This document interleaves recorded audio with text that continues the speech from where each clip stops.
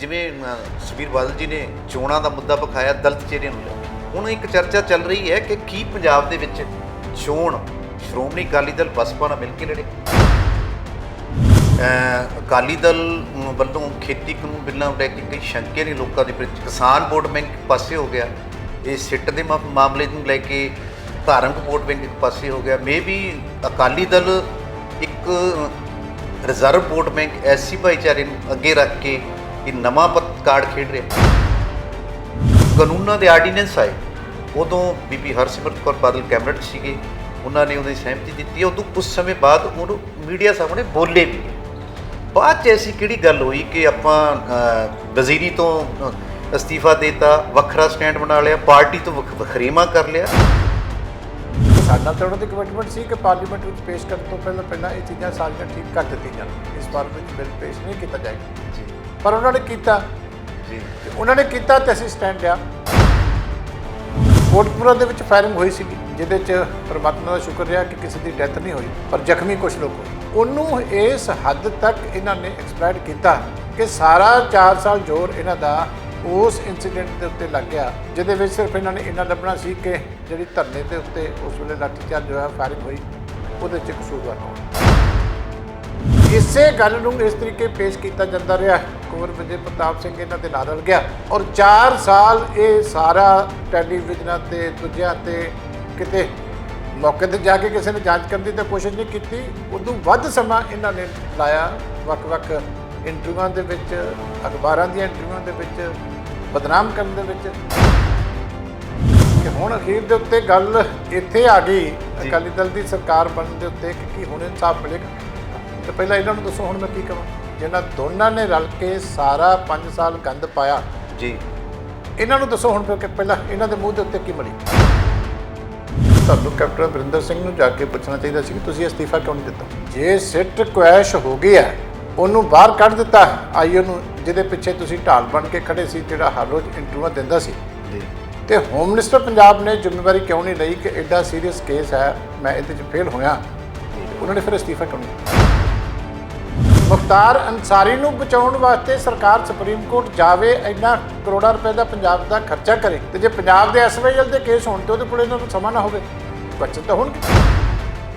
Sky news Punjab ਦੇਖ ਰਹੇ ਦਰਸ਼ਕਾਂ ਨੂੰ ਸਤਿ ਸ੍ਰੀ ਅਕਾਲ।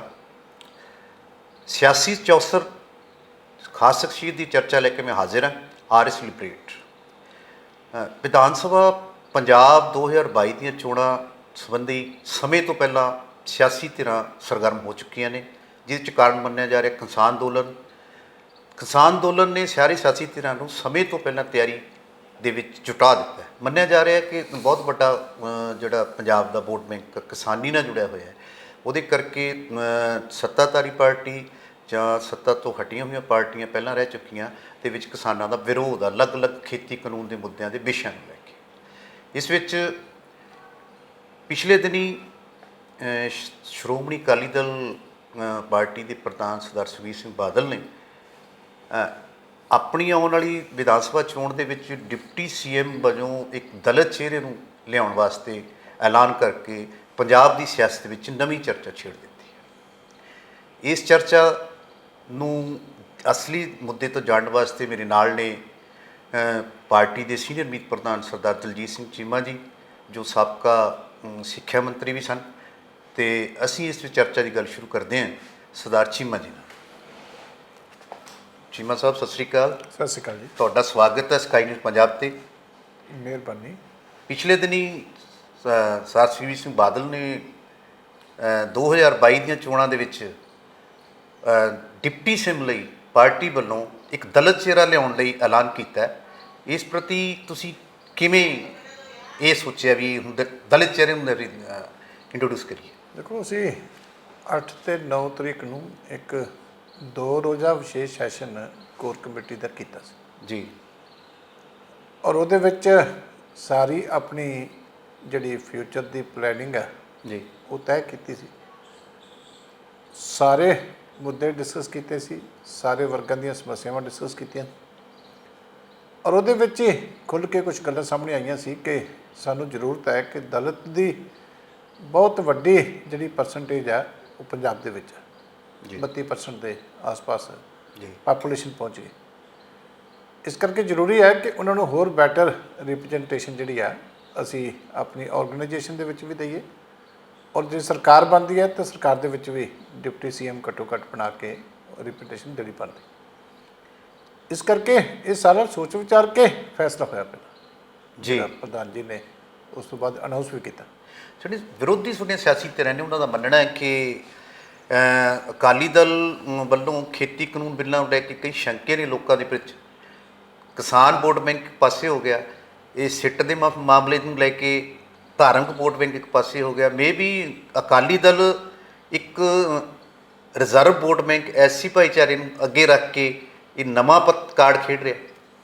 ਨਹੀਂ, ਪਹਿਲਾਂ ਵੀ ਤੁਸੀਂ ਦੇਖੋਗੇ ਤੇ ਜਿੰਨੀਆਂ ਪੰਜਾਬ ਦੇ ਵਿੱਚ ਸੋਸ਼ਲ ਵੈਲਫੇਅਰ ਸਕੀਮਾਂ ਨੇ ਜੀ, ਜਿਹੜੀਆਂ ਜ਼ਿਆਦਾਤਰ ਦਲਿਤ ਵਰਗ ਦੇ ਫਾਇਦੇ ਵਾਸਤੇ ਹੈ, ਉਹ ਸਾਰੀਆਂ ਦੀ ਸ਼ੁਰੂਆਤ ਪੰਜਾਬ ਦੇ ਵਿੱਚ ਅਕਾਲੀ ਦਲ ਦੀ ਸਰਕਾਰ ਨੇ ਕੀਤੀ।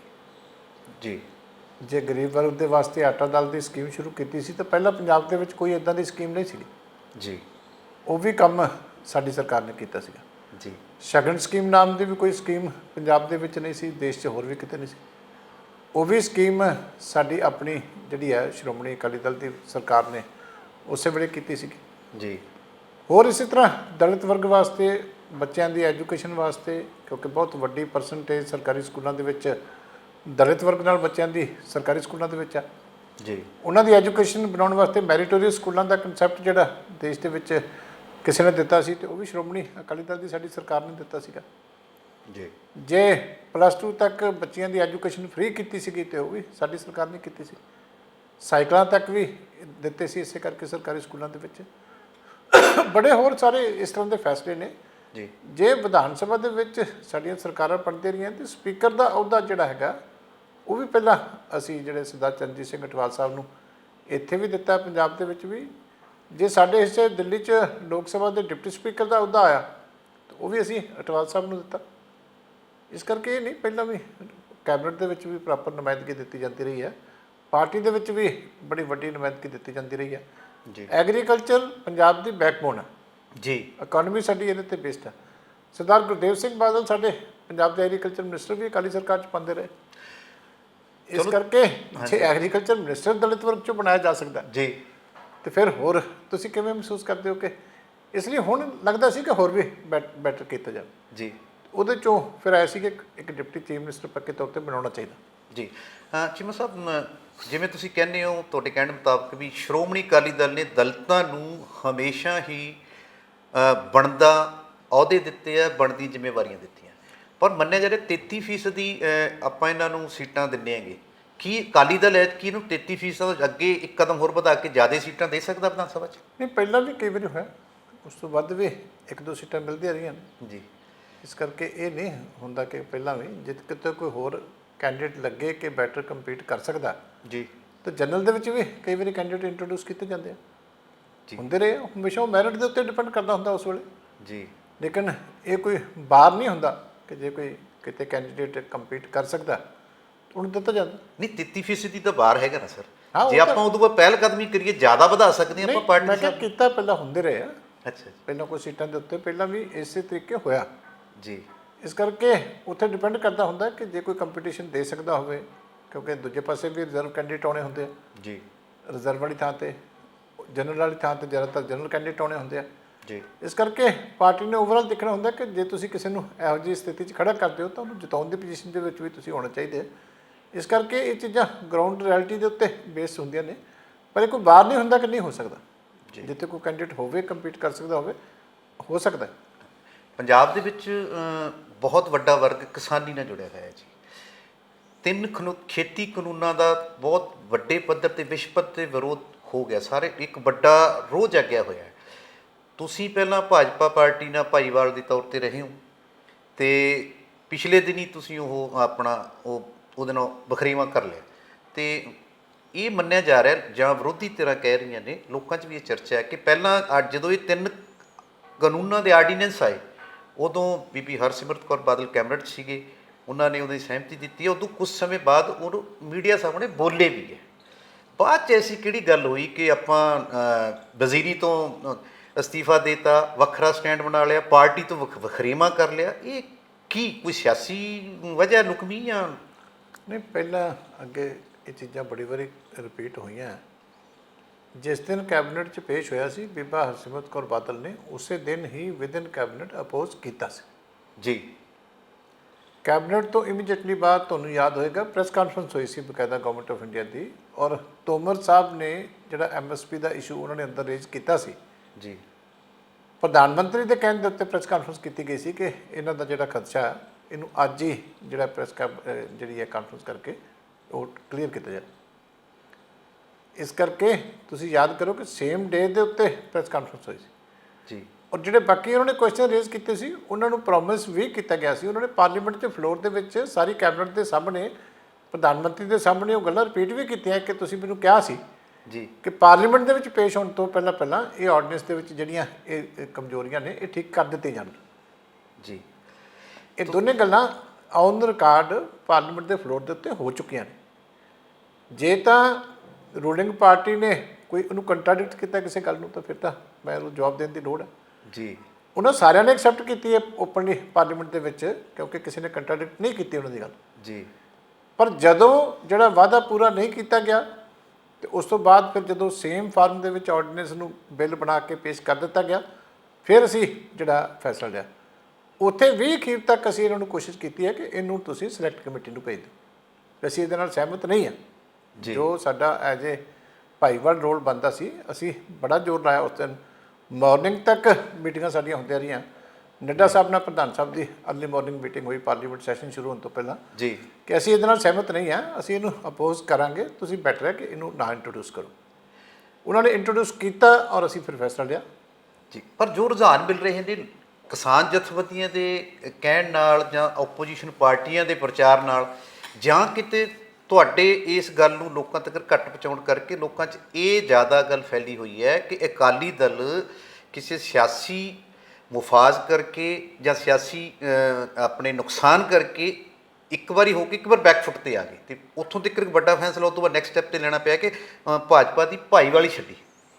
ਐਸੀ ਇਹ ਪ੍ਰਚਾਰ ਜਾਂ ਲੋਕਾਂ ਤੱਕ ਜਾਣ 'ਚ ਕਮੀ ਹੈ ਕਿ ਵੈਸੇ ਹੀ ਲੋਕਾਂ 'ਚ ਇਹ ਗੱਲ ਫੈਲ ਗਈ ਹੈ? ਨਹੀਂ, ਦੇਖੋ, ਪਾਰਲੀਮੈਂਟ ਦੇ ਵਿੱਚ ਸਰਕਾਰ ਨਾਲੋਂ ਨਾਤਾ ਤੋੜ ਲੈਣਾ, ਕੈਬਨਿਟ ਤੋਂ ਅਸਤੀਫਾ ਦੇ ਦੇਣਾ, ਇਹ ਚੀਜ਼ ਉਦੋਂ ਹੀ ਸੰਭਵ ਸੀ ਜਿਸ ਦਿਨ ਜ਼ਰੂਰਤ ਹੁੰਦੀ ਜੀ। ਜਦੋਂ ਪਾਰਲੀਮੈਂਟ 'ਚ ਪੇਸ਼ ਹੋਇਆ, ਜੇ ਉਸੇ ਦਿਨ ਹੀ ਇਹਦਾ ਵਿਰੋਧ ਨਹੀਂ ਕੀਤਾ, ਉਸੇ ਦਿਨ ਹੀ ਅਸੀਂ ਕੈਬਨਿਟ ਤੋਂ ਵਜ਼ਾਰਤ ਤੋਂ ਅਸਤੀਫਾ ਨਹੀਂ ਦਿੱਤਾ, ਫਿਰ ਤਾਂ ਸਾਡੀ ਜ਼ਿੰਮੇਵਾਰੀ ਹੈ।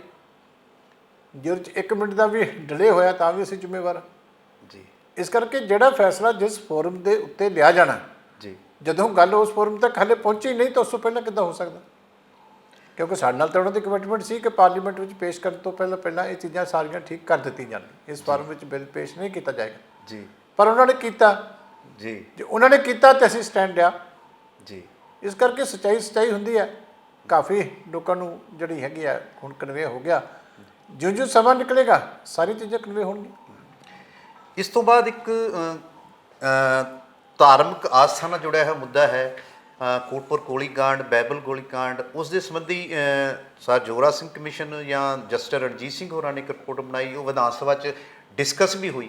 ਉਸ ਤੋਂ ਬਾਅਦ ਇੱਕ ਸਿੱਟ ਬਣੀ, ਸਿੱਟ ਬਣਨ ਤੋਂ ਬਾਅਦ ਉਹ ਸਿੱਟ ਪੇਸ਼ ਕੀਤੀ ਗਈ, ਪੇਸ਼ ਕਰਨ ਤੋਂ ਬਾਅਦ ਹਾਈ ਕੋਰਟ ਉਹਨੂੰ ਖਾਰਜ ਕਰ ਦਿੱਤਾ। ਪਰ ਇਹਦੇ 'ਚ ਇੱਕ ਲੋਕਾਂ 'ਚ ਰੁਝਾਨ ਜਾਂ ਓਪੋਜੀਸ਼ਨ ਪਾਰਟੀਆਂ ਦੇ ਕਹਿਣ ਮੁਤਾਬਕ ਇਹ ਦੋਸ਼ ਲੱਗ ਰਹੇ ਹੈ ਕਿ ਦੋ ਸਿਆਸੀ ਘਰਾਣਿਆਂ ਨੇ ਅੰਦਰ ਖਾਤੇ ਮਿਲ ਕੇ ਅਦਾਲਤ ਦਾ ਸਹਾਰਾ ਲੈ ਕੇ ਉਸ ਨੂੰ ਇੱਕ ਪਾਸੇ ਕਰ ਦਿੱਤਾ, ਅਤੇ ਉਸ ਵਿੱਚ ਪੰਜਾਬ ਦੀ ਸਿਆਸਤ ਦੇ ਵੱਡੇ ਆਗੂ ਦੇ ਨਾਮ ਆ ਰਹੇ ਸੀ, ਇਸ ਕਰਕੇ ਇਹ ਚੀਜ਼ ਵਰਤੀ ਗਈ। ਇਹ ਤੁਸੀਂ ਕਿਵੇਂ ਦੇਖਦੇ ਹੋ? ਦੇਖੋ, ਗੱਲ ਇਹ ਹੈ ਕਿ ਬੜੀ ਗੰਦੀ ਰਾਜਨੀਤੀ ਜਿਹੜੀ ਹੈ, ਹਾਂਜੀ, ਉਹ ਜਿਹੜੀ ਗੁਰੂ ਗ੍ਰੰਥ ਸਾਹਿਬ ਜੀ ਦੀ ਬੇਅਦਬੀ ਦੀ ਘਟਨਾ 1 ਜੂਨ 2015 ਨੂੰ ਹੋਈ, ਉਹਦੇ ਉੱਪਰ ਕੈਪਟਨ ਸਰਕਾਰ ਨੇ ਕੀਤੀ ਹੈ ਜੀ। ਕਿਉਂਕਿ ਕਾਂਗਰਸ ਪਾਰਟੀ ਨੇ ਵੀ, ਆਮ ਆਦਮੀ ਪਾਰਟੀ ਨੇ ਇੱਕ ਦਿਨ ਵੀ ਇਹਨਾਂ ਨੇ ਵੇਸਟ ਨਹੀਂ ਕੀਤਾ ਕਿ ਜਿਸ ਦਿਨ ਇਸ ਗੰਭੀਰ ਘਟਨਾ ਨੂੰ ਐਕਸਪਲੋਇਟ ਨਾ ਕੀਤਾ ਜੀ। ਸਾਰਾ ਜ਼ੋਰ ਇਲੈਕਸ਼ਨ ਦੇ ਵਿੱਚ ਵੀ ਇਸੇ ਗੱਲ ਦੇ ਉੱਤੇ ਲੱਗਿਆ ਕਿ ਇਸ ਘਟਨਾ ਦੇ ਉੱਤੇ ਅਕਾਲੀ ਦਲ ਨੂੰ ਬਦਨਾਮ ਕੀਤਾ ਜਾਵੇ ਜੀ, ਅਕਾਲੀ ਦਲ ਦੀ ਲੀਡਰਸ਼ਿਪ ਨੂੰ ਬਦਨਾਮ ਕੀਤਾ ਜਾਵੇ। ਔਰ 4.25 ਸਾਲ ਸਰਕਾਰ ਦੇ ਨਿਕਲ ਚੱਲੇ ਆ, ਦੋਵਾਂ ਪਾਰਟੀਆਂ ਨੇ ਰਲ ਕੇ ਵਿਧਾਨ ਸਭਾ ਦੇ ਅੰਦਰ ਵੀ ਬਾਹਰ ਵੀ ਹੁਣ ਵੀ ਉਸ ਗੱਲ ਦੀ ਅਸਲੀਅਤ ਤੱਕ ਪਹੁੰਚਣ ਦੀ ਬਜਾਏ ਜਿੰਨੀ એનર્ਜੀ ਇਹਨਾਂ ਨੇ ਹੁਣ ਇਸ ਕੰਮ ਦੇ ਉੱਤੇ ਵੇਸਟ ਕੀਤੀ ਹੈ ਫਰਾਡ ਕਰਨ ਦੇ ਵਿੱਚ, ਜੇ ਇੰਨੀ એનર્ਜੀ ਸੁਹਿਰਦਤਾ ਦੇ ਨਾਲ ਜਿਹੜੀ ਇਹ ਦੋਸ਼ੀਆਂ ਨੂੰ ਫੜਨ ਵਾਲੇ ਪਾਸੇ ਲਾਉਂਦੇ ਤੇ ਹੁਣ ਤੱਕ ਸ਼ਾਇਦ ਕੋਈ ਗੱਲ ਕਿਸੇ ਸਿਰੇ ਲੱਗੀ ਹੁੰਦੀ। ਪਰ ਸਵਾਏ ਗੰਦੀ ਰਾਜਨੀਤੀ ਕਰਨ ਦੇ ਇਹਨਾਂ ਨੇ ਇੱਕ ਵੀ ਤੁਸੀਂ ਦੱਸ ਦਿਓ ਕਿ ਇਸ ਪਾਸੇ ਕੋਈ ਪੋਜ਼ਿਟਿਵ ਕਦਮ ਲਿਆ ਹੋਵੇ, ਕਿ ਇੱਕ ਵੀ ਕੰਮ ਲਿਆ ਹੋਵੇ। ਪਹਿਲੀ ਤਾਂ ਗੱਲ ਹੈ ਕਿ ਜਿਹੜੀ ਹੁਣ ਇਸ ਵੇਲੇ ਜਵਾਬਦੇਹੀ ਤੇ ਇਹਨਾਂ ਦੀ ਇਸ ਗੱਲ ਦੀ ਬਣਦੀ ਹੈ ਕਿ ਤੁਸੀਂ ਇਹ ਦੱਸੋ ਕਿ ਤੁਸੀਂ ਹੁਣ 4.5 ਸਾਲਾਂ ਦੇ ਵਿੱਚ 4 ਸਾਲਾਂ ਦੇ ਵਿੱਚ ਕੱਢਿਆ ਕੀ ਜੀ।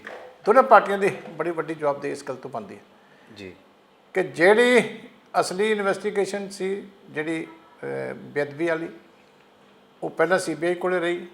ਤੁਸੀਂ ਇਸ ਗੱਲ 'ਤੇ ਲੜਦੇ ਰਹੇ ਕਿ ਸਟੇਟ ਕੋਲੇ ਆਉਣੀ ਚਾਹੀਦੀ ਹੈ, ਸਾਨੂੰ ਕੋਈ ਇਤਰਾਜ਼ ਨਹੀਂ, ਕਿਉਂਕਿ ਉਸ ਵੇਲੇ ਜਿਹੜੇ ਪ੍ਰਦਰਸ਼ਨ ਕਰ ਰਹੇ ਸੀ ਸੰਤ ਮਹਾਂਪੁਰਖ ਤੇ ਬਾਕੀ ਸੰਗਤ, ਉਹਦੀ ਮੰਗ ਦੇ ਉੱਤੇ ਅਸੀਂ CBI ਨੂੰ ਭੇਜੀ ਸੀ ਜੀ। ਇਹਨਾਂ ਨੇ ਪਹਿਲਾਂ ਇਸ ਗੱਲ 'ਤੇ ਜ਼ੋਰ ਲਾਇਆ ਕਿ CBI ਇਨਵੈਸਟੀਗੇਸ਼ਨ ਨਾ ਕਰੇ, ਸਾਨੂੰ ਮੌਕਾ ਦਿਓ। ਜਦੋਂ CBI ਦੇ ਕੋਲੋਂ ਇਹਨਾਂ ਦੇ ਕੋਲ ਆ ਗਈ ਹੈ ਤੇ ਇਹਨਾਂ ਨੂੰ ਪੁੱਛੋ ਵੀ ਉਸ ਤੋਂ ਅੱਗੇ ਕੀ ਹੋਇਆ, ਕੋਈ ਜਵਾਬ ਨਹੀਂ। ਜਿਹੜੀ ਬਾਈਬਲ ਕਲਾਂ ਦੀ ਇਨਸੀਡੈਂਟ ਆ ਉਹ ਅਲੱਗ ਇਨਸੀਡੈਂਟ ਆ, ਜਿਹਦੇ 'ਚ 2 ਸਿੱਖ ਸ਼ਹੀਦ ਹੋ ਗਏ ਸੀਗੇ ਜੀ। ਉਹਦਾ ਇਹਨਾਂ ਨੂੰ ਪੁੱਛੋ ਵੀ ਹੁਣ ਤੱਕ ਤੁਸੀਂ ਕੀ ਜਿਹੜਾ ਕੀਤਾ, ਕੋਈ ਫਾਈਨਲ ਆਊਟਕਮ ਉਹਦੀ ਆਈ ਹੈ, ਉਹਦਾ ਇਹਨਾਂ ਕੋਲ ਕੋਈ ਜਵਾਬ ਨਹੀਂ। ਜਿਹੜੀ ਉਸ ਤੋਂ ਬਾਅਦ ਕੋਟਕਪੂਰਾ ਦੇ ਵਿੱਚ ਫਾਇਰਿੰਗ ਹੋਈ ਸੀਗੀ ਜੀ, ਜਿਹਦੇ 'ਚ ਪਰਮਾਤਮਾ ਦਾ ਸ਼ੁਕਰ ਰਿਹਾ ਕਿ ਕਿਸੇ ਦੀ ਡੈਥ ਨਹੀਂ ਹੋਈ, ਪਰ ਜ਼ਖਮੀ ਕੁਛ ਲੋਕ ਹੋਏ ਜੀ। ਉਹਨੂੰ ਇਸ ਹੱਦ ਤੱਕ ਇਹਨਾਂ ਨੇ ਐਕਸਪਲੋਇਟ ਕੀਤਾ ਜੀ ਕਿ ਸਾਰਾ 4 ਸਾਲ ਜ਼ੋਰ ਇਹਨਾਂ ਦਾ ਉਸ ਇਨਸੀਡੈਂਟ ਦੇ ਉੱਤੇ ਲੱਗ ਗਿਆ, ਜਿਹਦੇ ਵਿੱਚ ਸਿਰਫ ਇਹਨਾਂ ਨੇ ਇੰਨਾ ਲੱਭਣਾ ਸੀ ਕਿ ਜਿਹੜੀ ਧਰਨੇ ਦੇ ਉੱਤੇ ਉਸ ਵੇਲੇ ਲਾਠੀਚਾਰਜ ਹੋਇਆ, ਫਾਇਰਿੰਗ ਹੋਈ, ਉਹਦੇ 'ਚ ਕਸੂਰਵਾਰ ਕੌਣ ਹੈ। ਇਸੇ ਗੱਲ ਨੂੰ ਇਸ ਤਰੀਕੇ ਪੇਸ਼ ਕੀਤਾ ਜਾਂਦਾ ਰਿਹਾ। ਕੁੰਵਰ ਵਿਜੇ ਪ੍ਰਤਾਪ ਸਿੰਘ ਇਹਨਾਂ ਦੇ ਨਾਲ ਰਲ ਗਿਆ ਔਰ 4 ਸਾਲ ਇਹ ਸਾਰਾ ਟੈਲੀਵਿਜ਼ਨਾਂ 'ਤੇ ਦੂਜਿਆਂ 'ਤੇ ਕਿਤੇ ਮੌਕੇ 'ਤੇ ਜਾ ਕੇ ਕਿਸੇ ਨੇ ਜਾਂਚ ਕਰਨ ਦੀ ਤਾਂ ਕੋਸ਼ਿਸ਼ ਨਹੀਂ ਕੀਤੀ। ਉਦੋਂ ਵੱਧ ਸਮਾਂ ਇਹਨਾਂ ਨੇ ਲਾਇਆ ਵੱਖ-ਵੱਖ ਇੰਟਰਵਿਊਆਂ ਦੇ ਵਿੱਚ, ਅਖਬਾਰਾਂ ਦੀਆਂ ਇੰਟਰਵਿਊਆਂ ਦੇ ਵਿੱਚ, ਬਦਨਾਮ ਕਰਨ ਦੇ ਵਿੱਚ। ਤੇ ਨਤੀਜਾ ਕੀ ਦੇਖਿਆ ਕਿ ਨਾ ਤਾਂ ਅਕਾਲੀ ਦਲ ਨੇ ਚੈਲੰਜ ਕੀਤਾ ਇਸ ਗੱਲ ਨੂੰ ਜੀ, ਨਾ ਕਿਸੇ ਅਕਾਲੀ ਲੀਡਰ ਨੇ ਕੋਈ ਇਸ ਚੀਜ਼ ਨੂੰ ਚੁਣੌਤੀ ਦਿੱਤੀ। ਜੀ ਇੱਕ ਮਹਿਕਮੇ ਦਾ SHO ਤੇ ਹੌਲਦਾਰ ਕੋਰਟ ਚਲੇ ਗਏ ਜੀ ਕਿ ਇਹ ਬਿਲਕੁਲ ਗਲਤ ਕੰਮ ਹੋ ਰਿਹਾ, ਤੇ ਹਾਈ ਕੋਰਟ ਨੇ ਸਾਰੀ ਇਨਵੈਸਟੀਗੇਸ਼ਨ ਜਿਹੜੀ ਹੈ ਕੁਐਸ਼ ਕਰਤੀ ਔਰ ਕੁੰਵਰ ਵਿਜੇ ਪ੍ਰਤਾਪ ਨੂੰ ਇਹਦੇ ਚੋਂ ਬਾਹਰ ਕੱਢ ਦਿੱਤਾ। ਇਸ ਤੋਂ ਪਹਿਲਾਂ ਜੀ ਦੇਸ਼ ਦੀ ਇੱਕ ਵੱਡੀ ਕਨਸਟੀਟਿਊਸ਼ਨਲ ਅਥਾਰਟੀ ਹੁੰਦੀ ਇਲੈਕਸ਼ਨ ਕਮਿਸ਼ਨ। ਜੀ ਇਸੇ ਇਸ਼ੂ ਦੇ ਉੱਤੇ ਜਿਹੜੀ ਹੈਗੀ ਆ ਇਲੈਕਸ਼ਨ ਕਮਿਸ਼ਨ ਨੇ ਇਹਦੇ ਖਿਲਾਫ ਸਟ੍ਰਕਚਰ ਪਾਸ ਕੀਤੀਆਂ। ਜੀ ਇਹਨੂੰ ਉਦੋਂ ਹਟਾਉਣ ਦੇ ਸਿੱਟ ਤੋਂ ਵਿੱਚੋਂ ਹੁਕਮ ਦਿੱਤੇ। ਜੀ ਹਟਾਉਣ ਦੇ ਬਾਵਜੂਦ ਵੀ ਉਹ ਬੰਦਾ ਜਿਹੜਾ ਇਲੈਕਸ਼ਨ ਦੇ ਵਿੱਚ ਕਾਂਗਰਸ ਨੂੰ ਫਾਇਦਾ ਦੇਣ ਵਾਸਤੇ ਤੇ ਚਲਾਨ ਪੇਸ਼ ਕਰਦਾ ਰਿਹਾ। ਜੀ ਸਾਡੇ ਪੰਜਾਬ ਦੇ ਮੁੱਖ ਸਕੱਤਰ ਨੂੰ ਪਹਿਲੀ ਵਾਰੀ ਹੈ ਇਤਿਹਾਸ ਦੇ ਵਿੱਚ ਕਿ ਇਲੈਕਸ਼ਨ ਕਮਿਸ਼ਨ ਦੇ ਸਾਹਮਣੇ ਜਾ ਕੇ ਲਿਖਤੀ ਮਾਫੀ ਮੰਗਣੀ ਪਈ। ਅੱਛਾ, ਕਿਹਦੇ ਕਰਕੇ? ਇਸ ਅਫਸਰ ਕਰਕੇ। ਹਾਂ ਕਿਉਂਕਿ ਚਲੋ। ਜਿਹੜੇ ਕਮਿਸ਼ਨ ਦੇ ਆਰਡਰ ਸੀ ਉਹਦੀ ਕੰਪਲਾਈਂਸ ਨਹੀਂ ਹੋਈ ਹਾਂਜੀ ਤੇ ਸਾਡੇ ਮੁੱਖ ਜਿਹੜਾ ਸਕੱਤਰ ਹੈ ਪੰਜਾਬ ਦਾ, ਹਾਂਜੀ ਉਹ ਜਾ ਕੇ ਵਿਚਾਰਾ 3 ਵਾਰੀ ਕਮਿਸ਼ਨ ਦੇ ਸਾਹਮਣੇ ਪੇਸ਼ ਹੋਇਆ। ਅਖੀਰ ਤੇ ਉਹਨੂੰ ਰਿਟਨ ਅਪੋਲੋਜੀ ਦੇ ਕੇ ਖਹਿੜਾ ਛਡਾਉਣਾ ਪਿਆ। ਤੁਸੀਂ ਦੱਸੋ ਜਿਹੜੇ ਅਫਸਰ ਨੂੰ ਇਲੈਕਸ਼ਨ ਕਮਿਸ਼ਨ ਇਸ ਹੱਦ ਤੱਕ ਤਾੜਨਾ ਕਰ ਚੁੱਕਿਆ, ਜੀ ਜਿਹਦੇ ਕਰਕੇ ਮੁੱਖ ਸਕੱਤਰ ਦੇ ਪੰਜਾਬ ਦੇ ਨੂੰ ਲਿਖਤੀ ਮਾਫੀ ਮੰਗਣੀ ਪਈ, ਜੀ ਜਿਹਨੂੰ ਹਾਈ ਕੋਰਟ ਨੇ ਸਿੱਟ ਤੋਂ ਬਾਹਰ ਕੱਢ ਦਿੱਤਾ, ਜੀ ਜਿਹਦੀ ਸਾਰੀ ਇਨਵੈਸਟੀਗੇਸ਼ਨ ਕੁਐਸ਼ ਕਰ ਦਿੱਤੀ, ਜੀ ਤੇ ਹੁਣ ਹਾਲੇ ਵੀ ਜਿਹੜੀ ਸਰਕਾਰ ਉਹਦੇ ਨਾਲ ਖੜੀ ਹੈ ਤੇ ਸਵਾਏ ਰਾਜਨੀਤਿਕ ਮਨਸ਼ਾ ਤੋਂ ਆਮ ਆਦਮੀ ਪਾਰਟੀ ਦੀ ਤੇ ਦੋਨਾਂ ਦੀ ਪੂਰਨ ਦਾ ਮਕਸਦ ਕੀ ਹੈ? ਹਾਂ ਚਲੋ, ਇੱਕ ਵਾਰੀ ਇਹ ਗੱਲ ਬਾਹਰ ਆ ਗਈ ਕਿ ਜਿਹੜੀ ਸਿੱਟ ਹੈ ਉਹ ਖਾਰਜ ਕਰ ਦਿੱਤੀ ਅਦਾਲਤ ਨੇ। ਹਜੇ ਕੋਈ ਫੈਸਲਾ ਤਾਂ ਉਹਨਾਂ ਨੇ ਜੱਜਮੈਂਟ ਤਾਂ ਦਿੱਤੀ ਨਹੀਂ ਗਈ। ਜੱਜਮੈਂਟ ਤਾਂ ਦੇਤੀ, ਡਿਟੇਲਸ ਆਉਣੀਆਂ। ਅੱਛਾ ਜੀ, ਠੀਕ ਹੈ ਇਹ ਅਦਾਲਤ ਦੇ ਵਿੱਚ ਜਦੋਂ ਜੱਜ ਆਪਣਾ ਫੈਸਲਾ ਪ੍ਰਨਾਉਂਸ ਕਰਦੇ ਆ ਜੀ। ਤੇ ਉਹ ਉਹੀ ਜੱਜਮੈਂਟ ਹੁੰਦੀ ਹੈ, ਉਹਦੀ ਡਿਟੇਲ 'ਚ ਜਿਹੜੀ ਰਿਟਨ ਜੱਜਮੈਂਟ ਆ ਉਹ ਹਾਲੇ ਹੋਣੀ। ਅੱਛਾ, ਡਿਟੇਲ 'ਚ ਬਾਕੀ ਹੈ। ਚਲੋ ਹੁਣ ਉਹਨਾਂ ਨੇ ਅਦਾਲਤ ਨੇ ਕਹਿ ਦਿੱਤਾ ਵੀ ਇਹ ਜਿਹੜੇ ਪੁਰਾਣੇ ਮੁਖੀ ਸੀ ਜਾਂ ਮੈਂਬਰ ਸੀਗੇ ਸਿੱਟ ਦੇ, ਉਹਨਾਂ ਨੂੰ ਪਾਸੇ ਰੱਖ ਕੇ ਦੁਬਾਰੇ ਸਿੱਟ ਬਣਾਈ ਜਾਵੇ। ਹੁਣ ਤੁਸੀਂ ਕਹਿੰਦੇ ਹੋ ਕਿ ਜਿਹੜੇ ਦੋਸ਼ੀ ਨੇ ਉਹਨਾਂ ਨੂੰ ਸਜ਼ਾ ਮਿਲਣੀ ਹੀ ਚਾਹੀਦੀ ਹੈ। 100%। ਮੰਨ ਲਓ ਆਉਣੀਆਂ ਵਿਧਾਨ ਸਭਾ ਚੋਣਾਂ ਦੇ ਵਿੱਚ ਤੁਹਾਨੂੰ ਲੋਕ ਫਤਵਾ ਦਿੰਦੇ ਆ ਸਰਕਾਰ ਬਣਾਉਣ ਦਾ, ਕੀ ਤੁਸੀਂ ਉਹ ਦੁਬਾਰੇ ਸਿੱਟ ਬਣਾ ਕੇ ਉਹਨਾਂ ਦੋਸ਼ੀਆਂ ਨੂੰ ਸਜ਼ਾ ਦਿਵਾਉਣ ਦੀ ਕੋਸ਼ਿਸ਼ ਕਰੋਗੇ?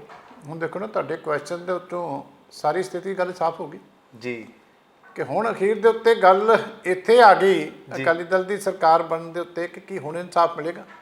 ਤੇ ਪਹਿਲਾਂ ਇਹਨਾਂ ਨੂੰ ਦੱਸੋ ਹੁਣ ਮੈਂ ਕੀ ਕਹਾਂ, ਜਿਹਨਾਂ ਦੋਨਾਂ ਨੇ ਰਲ ਕੇ ਸਾਰਾ 5 ਸਾਲ ਗੰਦ ਪਾਇਆ ਜੀ, ਇਹਨਾਂ ਨੂੰ ਦੱਸੋ ਹੁਣ ਕਿ ਪਹਿਲਾਂ ਇਹਨਾਂ ਦੇ ਮੂੰਹ ਦੇ ਉੱਤੇ ਕੀ ਮਿਲੀ।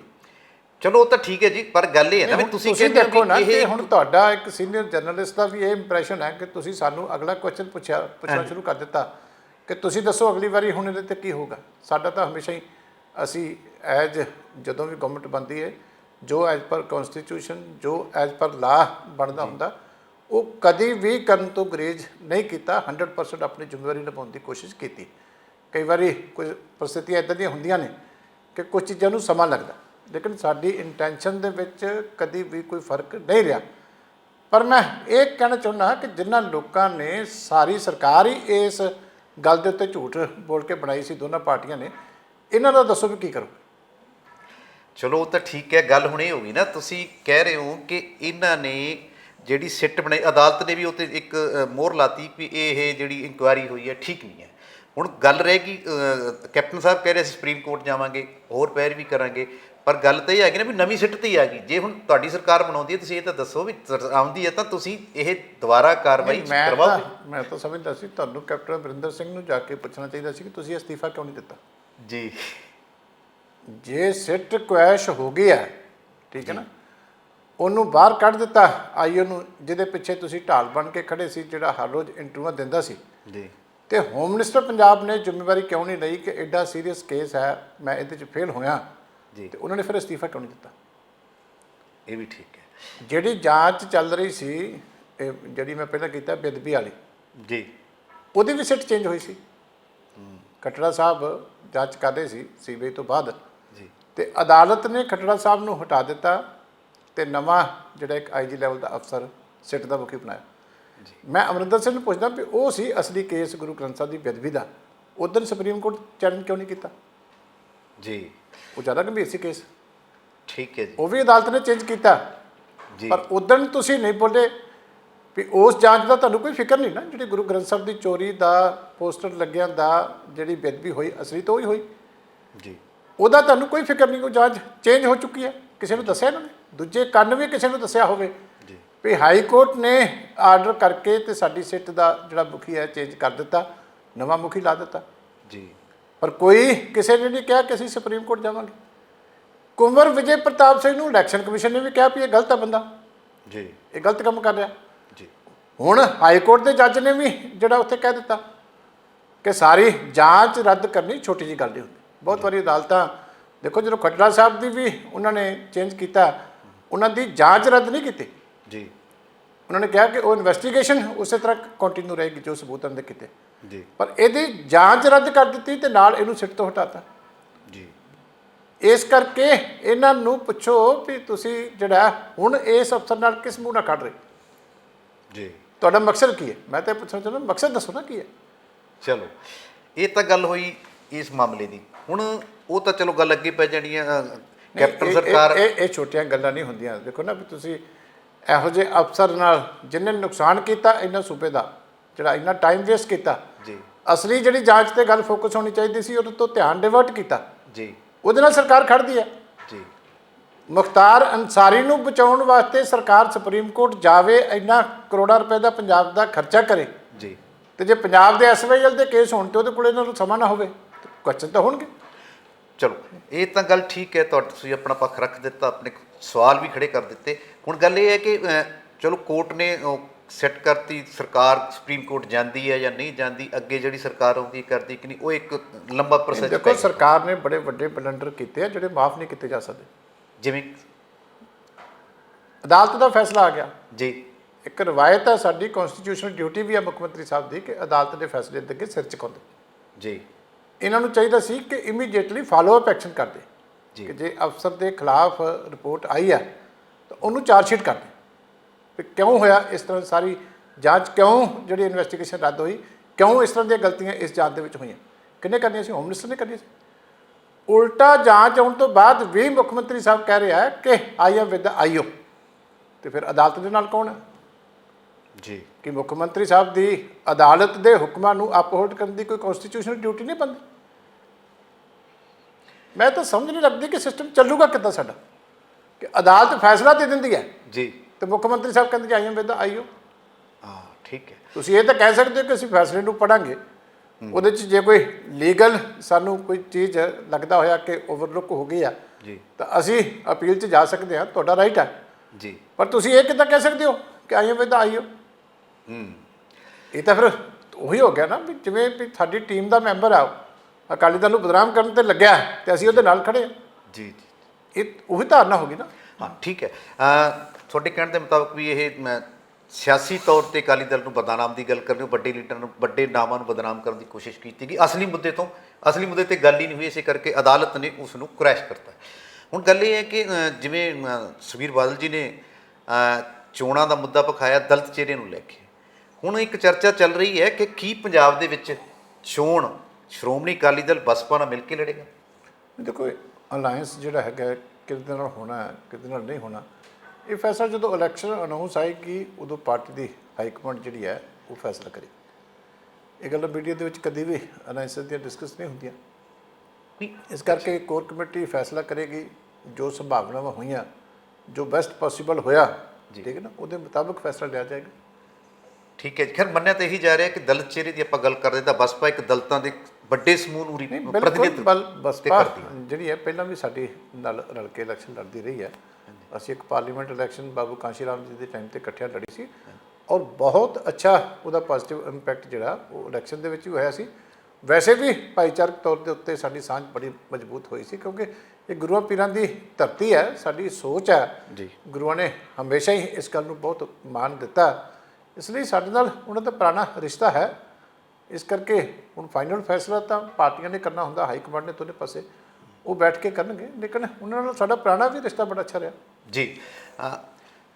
ਪੰਜਾਬ ਨਾਲੋਂ ਚੰਡੀਗੜ੍ਹ ਵੀ ਵੱਖਰਾ ਨਹੀਂ ਹੈ, ਚੰਡੀਗੜ੍ਹ ਦੀ ਵੀ ਸਿਆਸਤ ਨਾਲ ਚੱਲਦੀ ਹੈ, ਇੱਥੇ ਵੀ ਆਪਣਾ ਇੱਕ ਵਿੰਗ ਕੰਮ ਕਰ ਰਿਹਾ ਜੀ। ਹੁਣ ਖੇਤੀ ਕਾਨੂੰਨਾਂ ਦੇ ਵਿਰੋਧ ਦੇ ਵਿੱਚ ਬੀਬੀ ਹਰਸਿਮਰਤ ਕੌਰ ਬਾਦਲ ਨੇ ਵਜ਼ੀਰੀ ਛੱਡ ਦਿੱਤੀ। ਹੁਣ ਮੰਨਿਆ ਇਹ ਜਾ ਰਿਹਾ ਕਿ ਇੱਥੇ ਆਪਣੀ ਪਾਰਟੀ ਦੀ ਪ੍ਰਤੀਨਿਧਤਾ ਕਰਦੇ ਮਿਸਟਰ ਬੀਬੀ ਹਰਜਿੰਦਰ ਕੌਰ ਜੀ ਮੇਅਰ ਵੀ ਰਹਿ ਚੁੱਕੇ ਆ, 4 ਵਾਰ ਦੇ ਕੌਂਸਲਰ ਵੀ ਰਹਿ ਚੁੱਕੇ ਆ।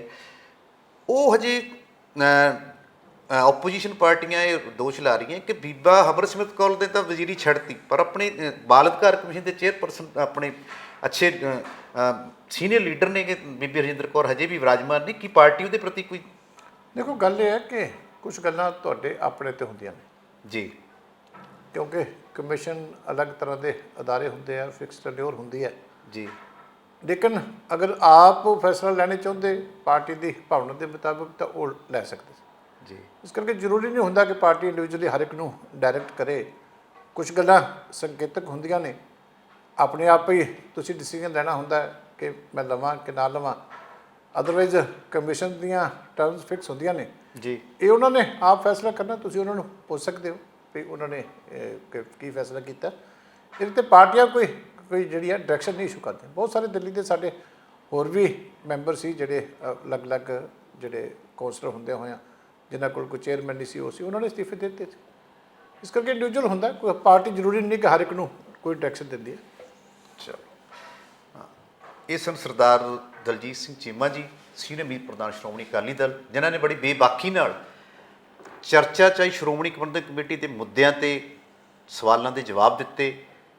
ਉਹਨਾਂ ਦਾ ਕਹਿਣਾ ਕਿ ਜੇ ਉਹਨਾਂ ਨੇ ਇੱਕ ਚਰਚਾ ਪਖਾਈ ਵੀ ਦਲਿਤ ਚਿਹਰੇ ਨੂੰ ਉਪ ਸੀਐਮ ਬਣਾਇਆ ਜਾਏਗਾ, ਤਾਂ ਉਹਨਾਂ ਦਾ ਇੱਕ ਇਹ ਵੀ ਦਾਅਵਾ ਕਿ ਜਦੋਂ ਅਕਾਲੀ ਦਲ ਪਾਰਟੀ ਰਹੀ ਉਦੋਂ ਦਲਿਤਾਂ ਨੂੰ ਪੈਰਵੀ ਤਰਜੀਹ ਦੇ ਆਧਾਰ 'ਤੇ ਜ਼ਿੰਮੇਵਾਰੀਆਂ ਸੌਂਪੀਆਂ ਗਈਆਂ। ਹੁਣ ਕੋਈ ਉਹਨਾਂ ਵਾਸਤੇ ਨਵੀਂ ਗੱਲ ਨਹੀਂ। ਜੇ ਉਹਨਾਂ ਦਾ ਜੇ ਅਲਾਇੰਸ ਵੀ ਰਿਹਾ ਤਾਂ ਬਸਪਾ ਨਾਲ ਰਿਹਾ।